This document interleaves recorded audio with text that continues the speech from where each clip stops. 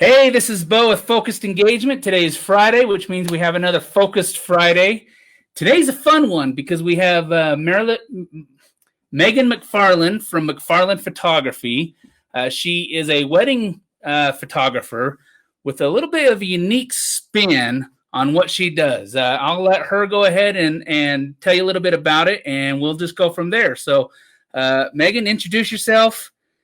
Tell me, what exactly you do in the wedding photography industry, and yeah.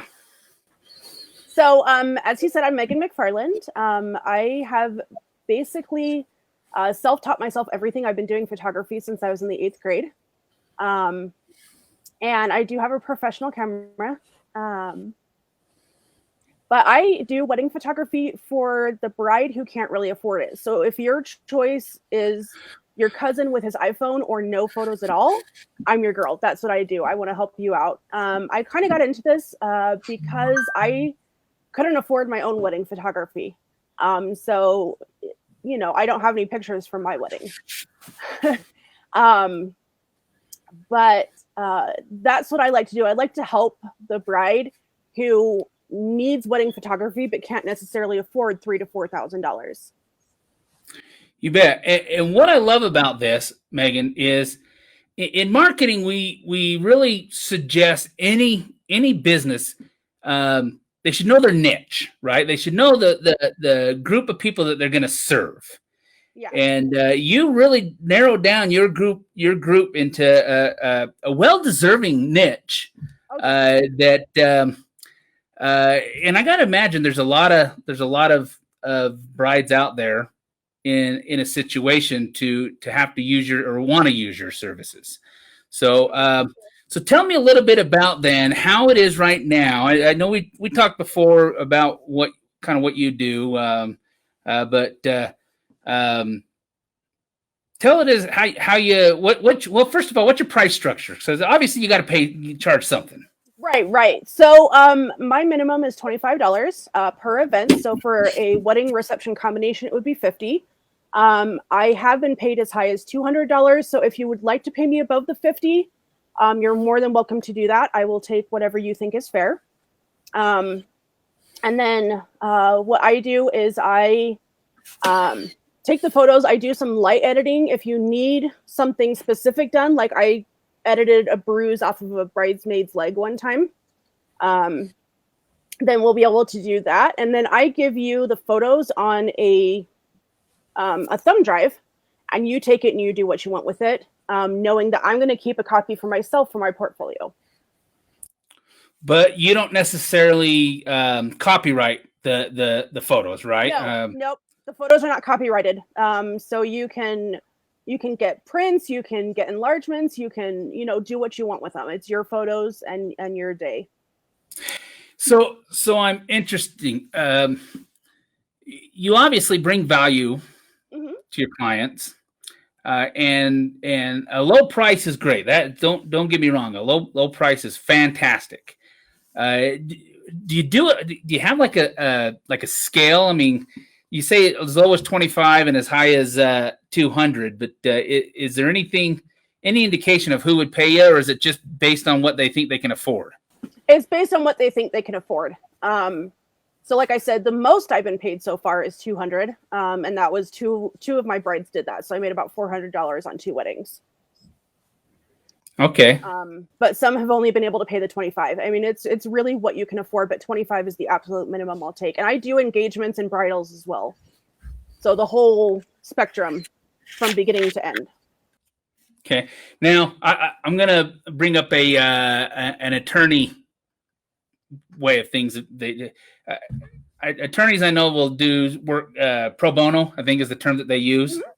Mm-hmm. So have you ever considered maybe getting into slightly higher clients so that you can do more pro bono work, so to speak, with the lower end, or? So, I mean, I could,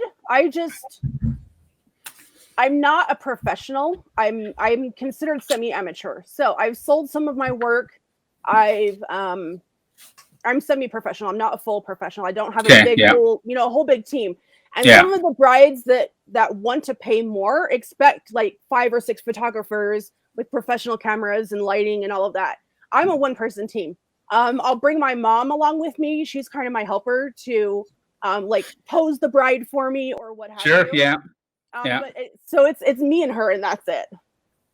And if there is someone that is in the higher scale that's okay with that, I'm more than happy to do it. All right. So you feel you can stretch out a little bit, and I get it. I mean, again, when we know our niche, so like in the marketing industry, right? There's so many different areas that we can get into. We can do just websites and SEO, or we could do videos, and we could do lead generate. We could do it all, right?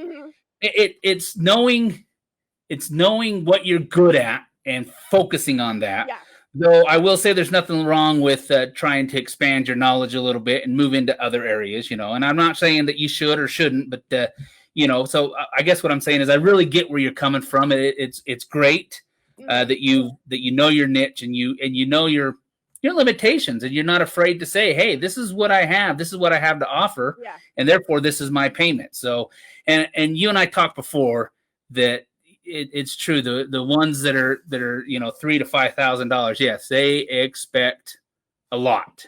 They do. And if you know you can't deliver that, then it's obviously best not to even try. Yes, right. So that's fantastic. Now, you say most of your work right now has been word of mouth. Yeah. So I have another Megan that really promotes me really well. Whenever there's someone asking for a photographer, she'll absolutely put me out there. My second $200 job that I got was because the previous bride's cousin was getting married, and she's like, oh, you have to use this girl. Oh, very nice. So yeah, it's mainly word of mouth. I'm working on getting myself out there more. Got to get like a Facebook page and all of that good stuff. Right now, as you see it scrolling across the screen, all I have is a phone number. And that's the most important. So, yeah, Facebook would be great for you because you could put all of your. The beauty of that is, and Instagram, right? Yes, you could put your photos on, and let people know the quality of work that you can do. Yeah, so, and I've entered some of my wedding photos into contests and won some money, so they're good. Well, and I've always got to give the shout out to Connect Utah. I know that's one of the areas that you get a lot of your leads from. Connect Utah is a fantastic. I've only actually joined, I think maybe 3 months now. I didn't even hear of it before that. And I'm in the industry where I know most of what's going on Facebook, but that was a new one for me, and I cannot believe how big that group is. It's insane how big it is. It's huge, and I love it. Like, we're all there to support each other. People are like, I actually, I hired a detailer from there, and my mom got a different, detailer from there. So we're supporting each other here, and it's a really good thing, and I love it. Yeah.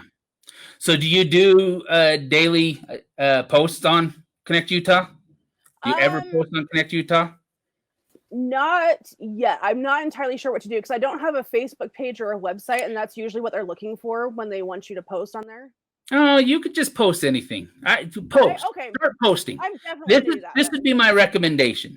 Okay. You obviously have a bunch of old photo, from your other jobs, right? Yes. I would every day, because you can post once a day on Connect Utah. Just take one of your favorite photos, put it on Connect Utah, tell a little bit of build a story. That's the beauty of Facebook and Instagram is you want to build that story, right? Yeah. Building stories engages people. So put it out there once a day, and it just tell this story, and then just underneath you just say, hey, and if you're looking for a wedding photographer, here's my number. Give me or message me or whatever it is. That would be a great way for you to start. Because here's the thing, and I really should practice what I preach. I could get the post on Connect Utah all the time, but nobody's going to know you until you start really getting yourself out there, right? True. So Facebook page is so easy for you to set that up. It takes literally 5 minutes to create a business Facebook page. Yeah. Now, it takes a lot longer to that if you really want to truly optimize it, but we take baby steps here, right? So Correct. definitely get that Facebook page going. Another one I'm going to recommend to you, and it doesn't matter if you live at home, is start a Google My Business listing. Okay. Because Okay. the beauty there is you can also start requesting for reviews. So, and you know dang well that these women that otherwise wouldn't, like you said, they wouldn't even have photos of their wedding other than maybe from, An iPhone. like you said, the Yeah. iPhone person, right? So they would not have professional photos of their wedding if it wasn't for you because they couldn't afford it. So Correct. you know dang well that they will review you. They will give you that 5-star. And the beauty of that is that will start really getting your name out there more and more. So, and here's the thing. The more you do it, you start getting these jobs a little bit here, a little bit there. Then you can start saying, hey, I'm going to invest in this piece of equipment so I can start doing a little bit better jobs. So you do a little bit better jobs, make a little bit more, you invest a little bit more into new equipment, and it just kind of snowballs from there, right? Today, you say, yeah, I charge $25 to $200, and I hope you always do that no matter how big you get. Oh, but definitely. 3 years from now, you could command that $3,000 to $5,000 job. There's just no, it's the limit is by your own imagination, right? Yes. And I know you can do it.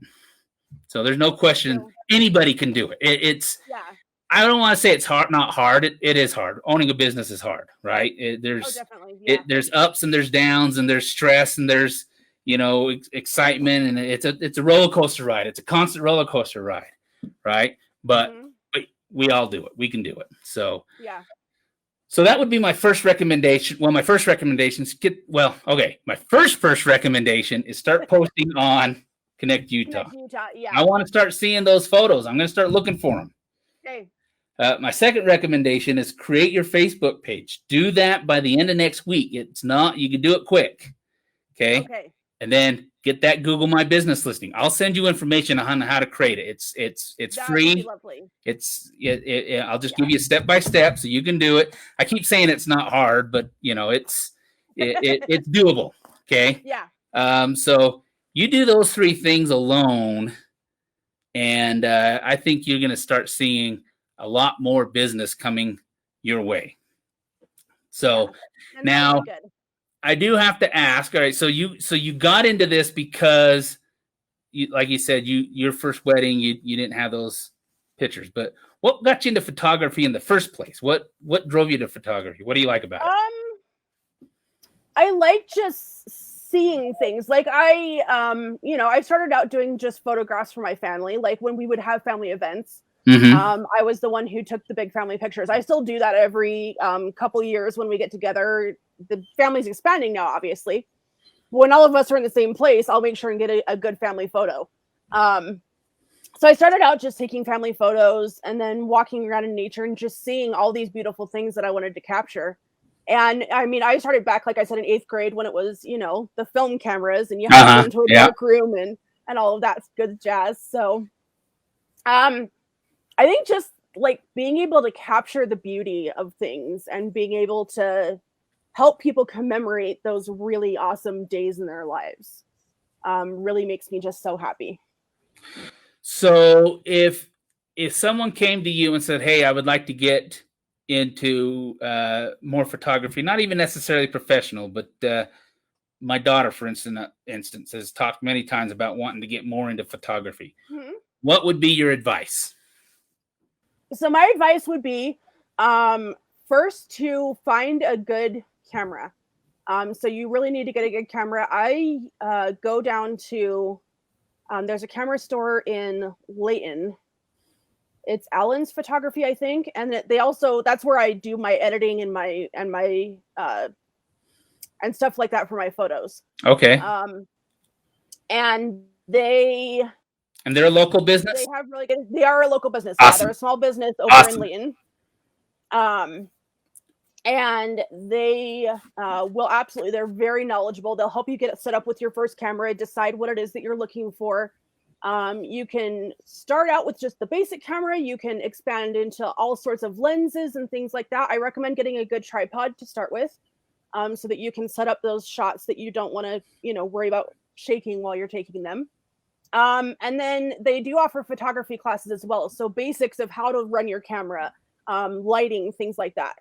So Just getting those basics down. I took the photography class when I was in 8th grade, and that's where I learned most of my information. And then I'm just kind of self-teaching myself from here on out. But just get started. Well, great. That's good. Good. Just get started. I like that. If you don't, I can't tell you how many people I've talked to that says, I've thought of starting a business, or I've thought of doing this, and maybe one day I will. And you won't until you just get started. That is a great piece of advice. That's going to be my key takeaway right there. Just get started. Yeah. Awesome. Well, if you guys need a wedding photographer, her number is scrolling right there. I don't have my glasses on. Read it off for me. 801-656-7075. Text messages are best. If you do call me, you'll have to leave a voicemail because I don't answer the phone if I don't know the number.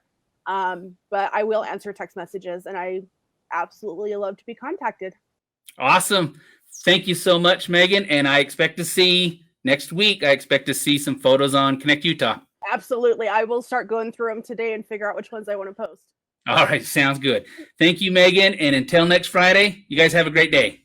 Thank you.